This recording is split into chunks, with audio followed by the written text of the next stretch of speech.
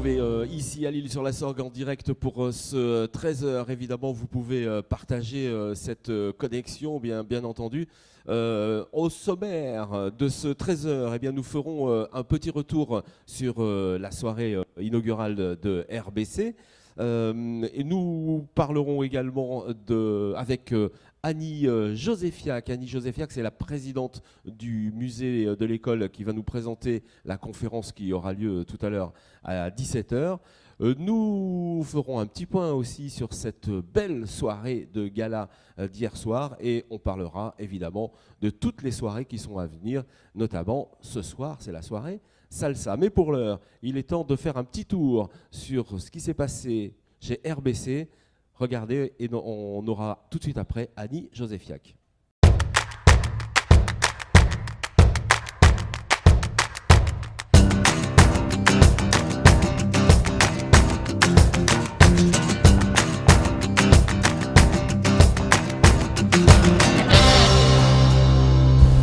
Dès que j'ai eu l'opportunité de pouvoir m'installer à l'Île-sur-la-Sorgue, j'ai depuis longtemps voulu travailler avec Jean-Marie, qui est un ami de longue date.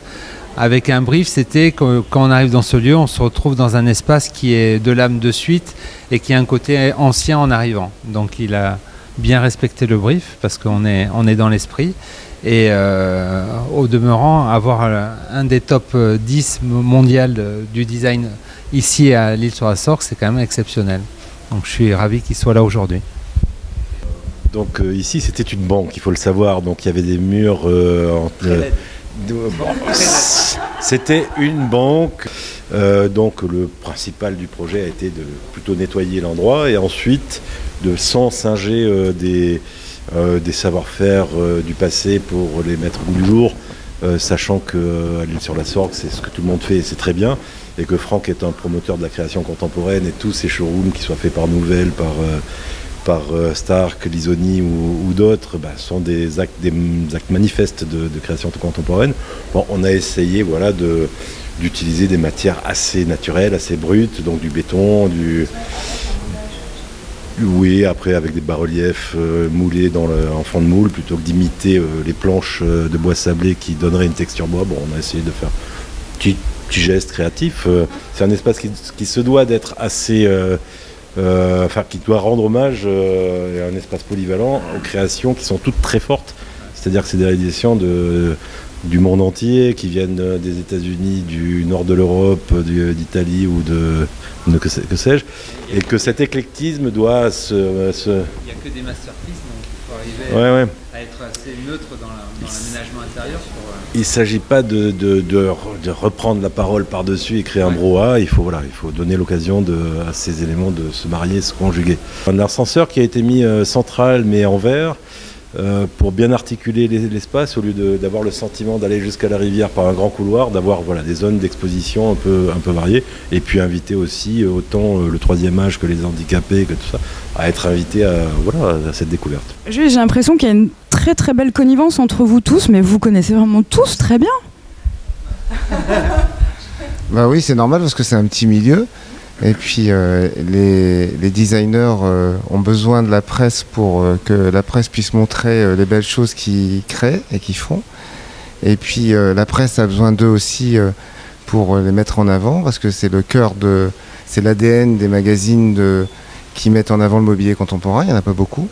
Et puis des gens comme Franck aussi, c'est très important parce que c'est eux qui rendent ce mobilier accessible au grand public.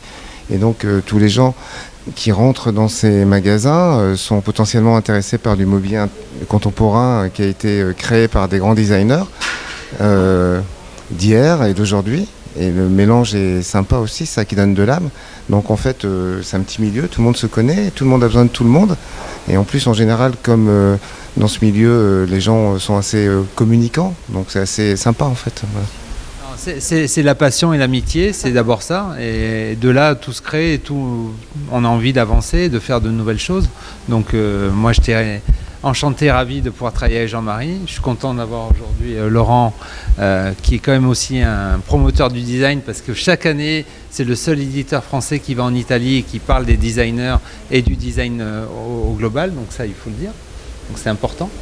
Et ça fait la promotion du design en France et à l'international. Et venir à l'Île-sur-la-Sorgue, c'était amener un supplément d'âme aujourd'hui à la réponse d'RBC, qui est une réponse classique de mobilier contemporain. Et on amène autre chose qui n'existe pas aujourd'hui en France. Donc voilà, c'était une volonté aussi. Réunir des gens de passion, les créatifs, les promoteurs de la création et autres, ne sont que des passionnés, sinon ils feraient de la finance, tout simplement, ou quelque chose autour de cette idée juste de création de cash. Or, dans un monde qui est saturé de croissance, tous les économistes, tout le monde cherche la croissance. On peut substituer à une croissance de quantité, une croissance de qualité, celle de la passion, celle de la valeur ajoutée, qui elle est illimitée. Et puis c'est notre ressource en France, notre seul levier de croissance. Donc il faut encourager cette démarche-là plutôt que d'essayer de réindustrialiser des pays qui sont déjà dans une autre économie.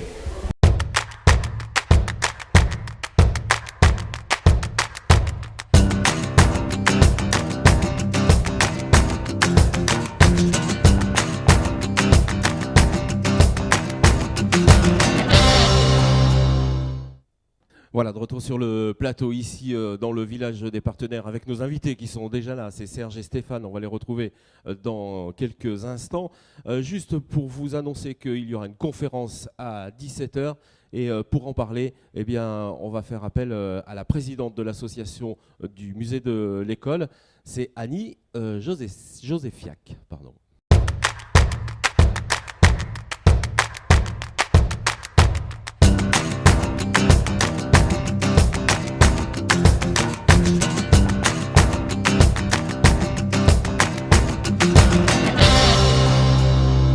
Voilà, comme promis avec nous, Annie Josephiak. Merci d'être venue pour ce journal, ce 13h.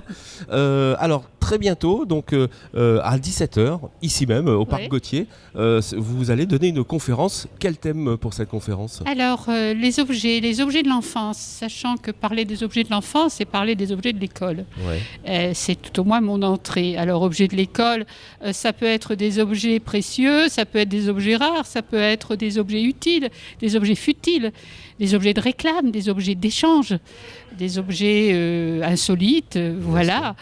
J'aurai le plaisir à la fois cet après-midi, à partir d'un diaporama, de vous parler un peu tant des habitants de l'école que sont les maîtres et les élèves, mais aussi des grands événements, mais aussi de leurs occupations, de leurs outils, de leurs cartables, de leurs pupitres.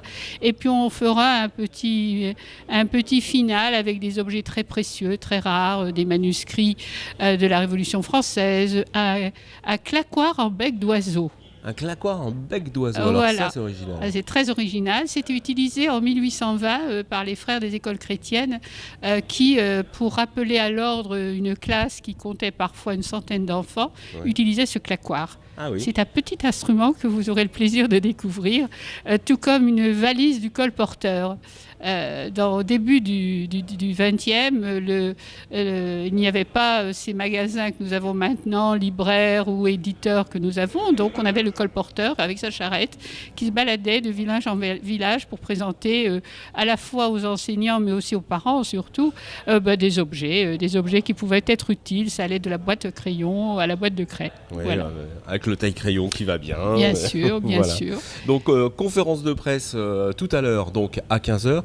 Et la visite qui sera demain, c'est ça? Et voilà, alors demain à 14h, de 14h à 15h, mais ceux qui souhaitent venir, venez à 14h ou alors vous allez en rater la moitié. C'est ça. Mais venez déjà à la conférence et puis comme ça, vous pouvez prendre contact avec Annie. Merci d'être venue, Annie. Merci. À très bientôt.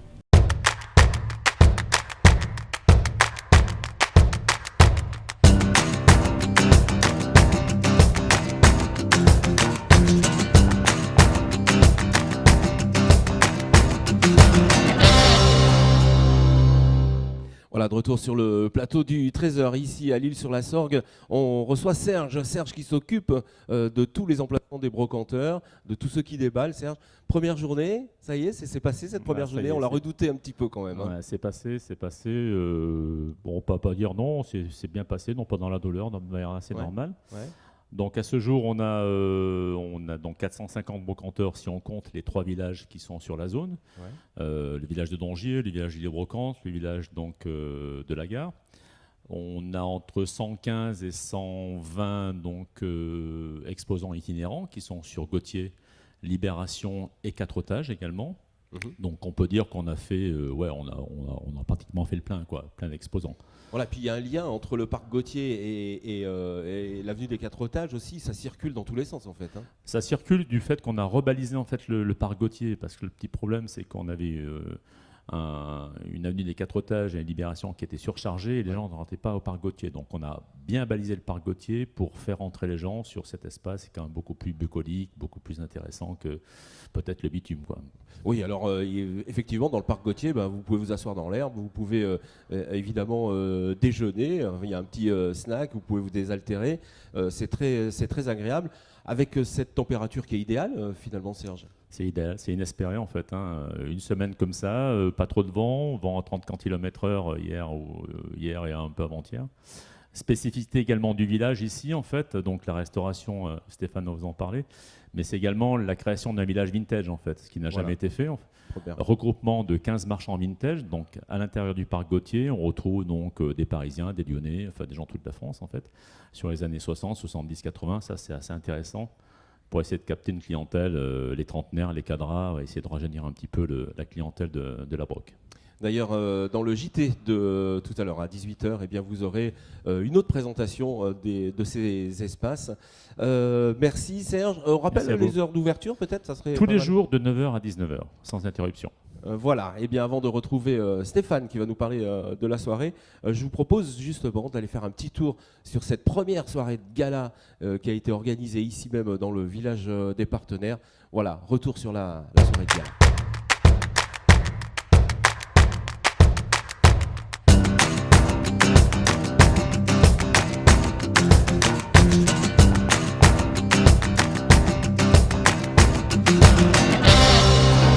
C'est en effet dans le village partenaire qu'a eu lieu le jeudi 13 avril la grande soirée de gala où ont été remis les premiers trophées de l'objet, parrainés par la manufacture Brun de Vian-Tiran et le Vaucluse Matin.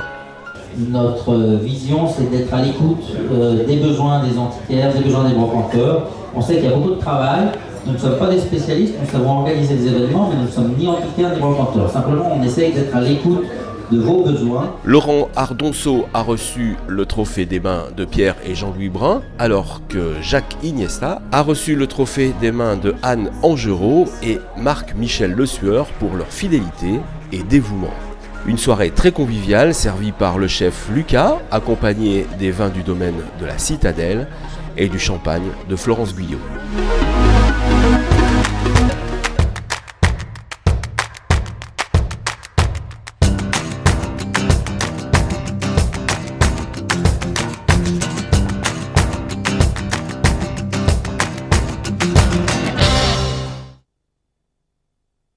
Voilà, de retour sur le plateau du Trésor. On vous en proposera d'autres images dans le JT de 18h tout à l'heure. Nous serons en direct. N'oubliez pas de partager quand vous êtes en direct pour qu'on ait le plus de vues possible. On va passer, mesdames, messieurs, à la fête. Ce soir, on fait la fête ici. Salut Stéphane. Salut. Alors, on va faire une soirée salsa. On peut savoir ce qui va se passer pendant cette soirée? Soirée salsa avec un début de soirée qui va être géré par un de nos amis DJ. Ouais. Qui va certainement se passer sur l'extérieur, sur la terrasse. Ouais. Et en deuxième partie, éventuellement sous le chapiteau. Voilà. On est en train de décider entre nous encore en ce moment. Voilà. On décide comme ça à la dernière minute. C'est comme ça que ça se passe en fait. Selon la température. Bien sûr. On va pouvoir dîner ici tout ce soir. Tout à fait. Donc il y a une restauration de plancha, de sandwich, une restauration aussi assise qui est prévue pour les marchands. Ouais. Avec un tarif spécial marchand et on propose 2 entrées, 2 plats, 2 desserts. Voilà. À quelle heure on va venir 19h. 19h. Et à partir de 19h jusqu'à 1h du matin. Et c'est ouvert à tous?